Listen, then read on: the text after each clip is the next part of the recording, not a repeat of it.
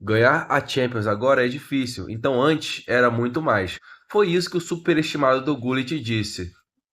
Campeão do torneio em 89 e 90. E ainda acrescentou dizendo que só o campeão da Liga Nacional jogava Champions. E não ficou por aí, o nome Liga dos Campeões já não faz muito sentido, quando até o quarto colocado pode se classificar. Ganhá-la então era uma missão de 2 anos.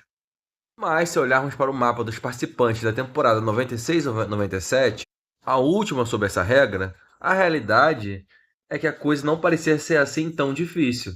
Equipes como Real Madrid, Barcelona, Liverpool e Bayern de Munique não participaram daquela Champions, porque não foram os campeões de suas ligas. Então era mais difícil ganhar a Champions League quando só participavam os campeões, ou agora que participam 4 equipes de cada país? Existe a dificuldade de se classificar e o caminho até o troféu. Para isso, podemos dividir o percurso em duas grandes etapas: a Era dos Campeões e a Era dos Não Campeões. A primeira vai desde sua criação, de 55 até 97. Quanto à temporada inaugural, ela não entra em nenhum dos dois formatos, porque a ideia, embora fosse que participassem os vencedores das grandes ligas, acabou por ser uma seleção feita a dedo pela revista francesa L'Équipe. Além disso, vários convidados não participaram, e um deles foi o Chelsea, que foi barrado de participar pela Federação Inglesa, alegando que isso afetaria negativamente o calendário doméstico. No entanto, o clube acabou se arrependendo de não ter insistido mais para participar, tendo em vista que só foram participar da Champions League 40 anos depois. Brutal como nunca sobrou nada para essa equipe minúscula chamada Chelsea. E agora vamos para o que importa. Esses são os clubes que participaram da primeira edição. Após um formato bem controverso que favoreceu claramente o Real Madrid durante a ditadura, o Real Madrid ganhou a Champions desse ano. Bastaram 7 jogos contra equipes ruins, tirando o Milan, para ser campeão continental. Hoje em dia, são no mínimo 15 partidas. A verdade é que essa desorganização durou pouco, porque na próxima temporada a UEFA já tomou total controle do campeonato. Logo na temporada seguinte, seriam 22 participantes, 21 campeões nacionais, mais o campeão da edição anterior da Champions. Na Liga Inglesa, a FA tentou proibir mais uma vez a participação de um time inglês, mas desta vez o Manchester United ignorou e participou. Nesse formato, 10 equipes aguardavam nas oitavas de final, e o restante disputavam uma fase prévia. Segundo Gullit, nas primeiras rodadas você já podia enfrentar um forte time e ser eliminado. Nada de consertar o erro na fase de liga igual hoje em dia com vários jogos. Uma dinâmica que, se tivesse sido mantida, como veremos em breve, teria mudado drasticamente a lista de campeões. E se não acreditam, vejam como foi para o Real Madrid na edição de 62 e 63. Pausando o vídeo, vou fazer uma pergunta para vocês. Vocês já foram olhar o meu canal na Twitch, o meu canal no TikTok? No TikTok tem análises rápidas sobre jogadores antigos, jogadores recentes, previsões antes de jogos da Champions League, data FIFA, até a Copa do Mundo vai ter bastante coisa. E na Twitch eu pretendo jogar FIFA e Clash Royale. E também fazer live em cima de alguns jogos, fazer como comentários e ver o que vocês acham. É de suma importância que vocês me sigam nessas redes sociais, porque eu preciso crescer em todas as redes para poder apresentar um conteúdo melhor para vocês. Nessa exata parte do vídeo que eu estou falando era para ter um anúncio, mas como não tem nenhum patrocinador ainda, só eu pedindo para vocês me seguirem na Twitch. Faz a boa lá, rapaziada. No TikTok você já me segue, né? Não tem jeito. Quem tiver qualquer sugestão de conteúdo ou de jogo para jogar na live, põe aí nos comentários. Vai ser muito bem-vindo. Aqui no Bagos no Prime escutamos seguidores. Agora vamos pro vídeo, rapaziada, porque vai ter muita coisa boa. Vai ter Real Madrid sendo eliminado para time pequeno, inclusive, que vocês vão ver já já. Saudosismo te cega, mas o bagre continua o vídeo. Continuando sobre a edição da Champions de 62 e 63, o Real Madrid foi eliminado pelo Anderlecht da Bélgica por 4-3 nas oitavas de final. Voltando à Champions League, depois de mudanças da UEFA, o torneio foi ganhando cada vez mais força na Europa. Para provar que era o melhor time do continente, esse era o troféu a se conquistar. Mas o problema é que, além de vencer a competição em si, havia uma dificuldade extra muito específica. Antes era preciso ser campeão nacional. Como o holandês mencionou, de fato era um trabalho de 2 anos. Primeiro consolidar-se a nível interno e e depois competir a nível externo. E, surpreendentemente, em muitos casos, o primeiro passo era mais difícil do que o segundo passo. Para entender o porquê, vamos nos afastar do futebol por um segundo e viajar até a China. Lá, 1 a cada 4 pessoas jogam ping-pong, de forma amadora ou profissional. Estamos falando de 300 milhões de pessoas, mais do que o Brasil inteiro. Todas elas dedicadas a serem melhor no ping-pong. O ponto é que isso gera uma quantidade descomunal de bons jogadores. Esse é Zhang Jike, medalha de ouro olímpica nas Olimpíadas de Londres de 2012. Sabem quantas vezes ele foi campeão nacional na China? Nenhuma. E é o mesmo caso dessa menina aleatória que apareceu aí na imagem que eu não sei o nome. A razão é simples, o nível que se encontra no país é desproporcional em relação ao resto do mundo. O que significa que internamente tem muito mais jogos difíceis do que fora do país. Quando vão ao campeonato mundial ou a um jogo olímpico, no máximo é um jogo difícil e olha lá, porque dentro do país dele eles já jogam contra os melhores. Lin Gang já deixou isso claro, dizendo que é mais difícil ganhar na China do que ganhar na Olimpíada. Mencionamos tudo isso porque a Taça dos Campeões Europeus apresentava uma dinâmica parecida.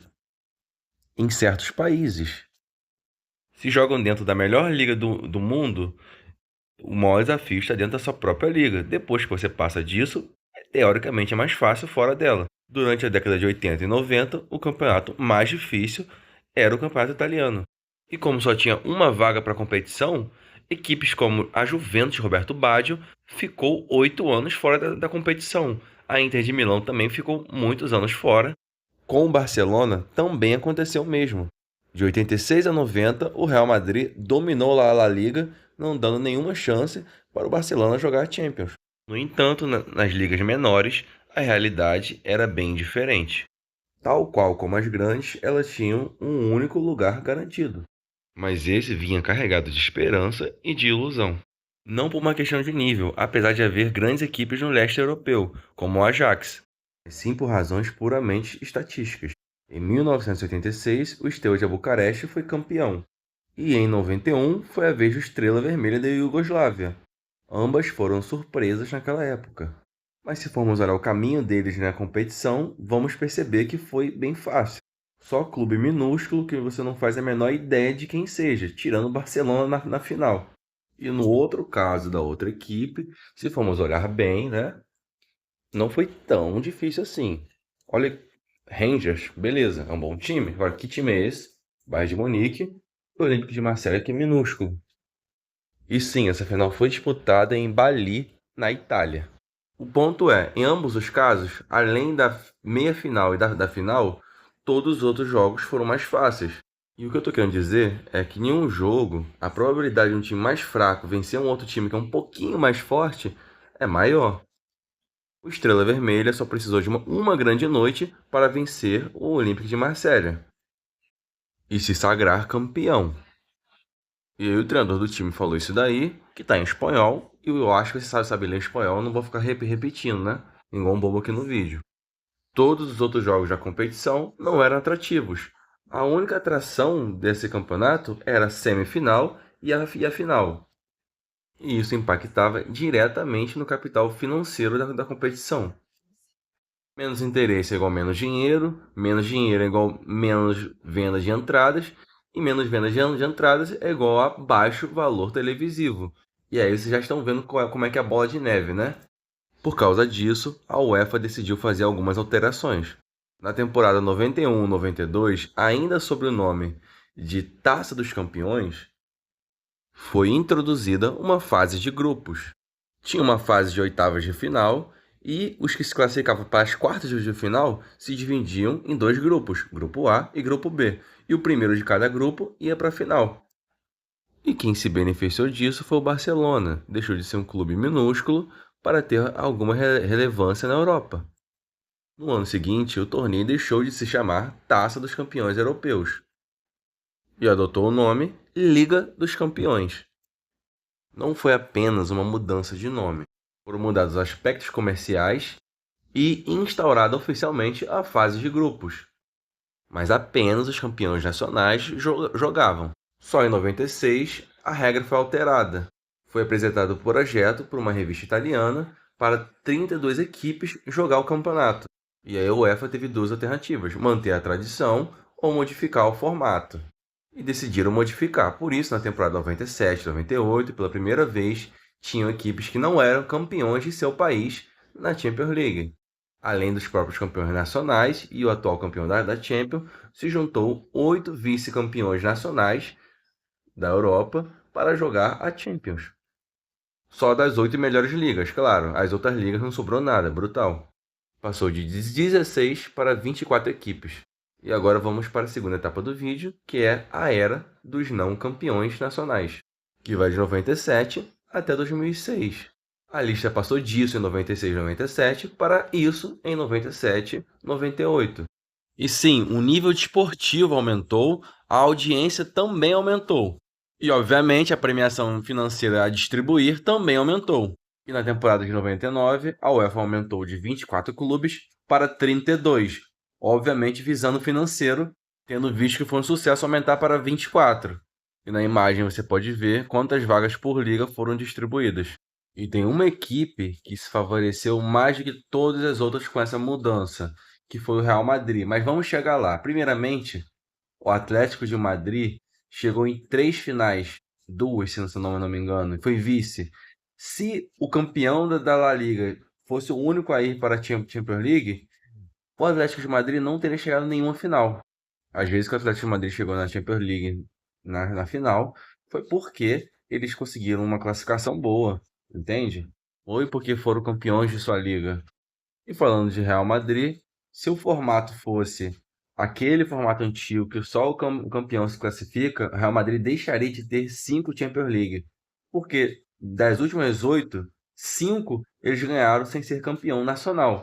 Então a conclusão que eu tiro desse vídeo é que o Ruud Gullit é um mentiroso que falou aquilo só para enaltecer o passado de uma maneira saudosista, porque foi o tempo que ele jogou, né? E como podemos ver, tem times que não foram campeões de suas ligas, mas foram campeão da Champions, demonstrando que é muito mais difícil quando tem mais equipes disputando um único título do que só os campeões de cada país. Muito obrigado pela presença de todos no vídeo e por hoje é só.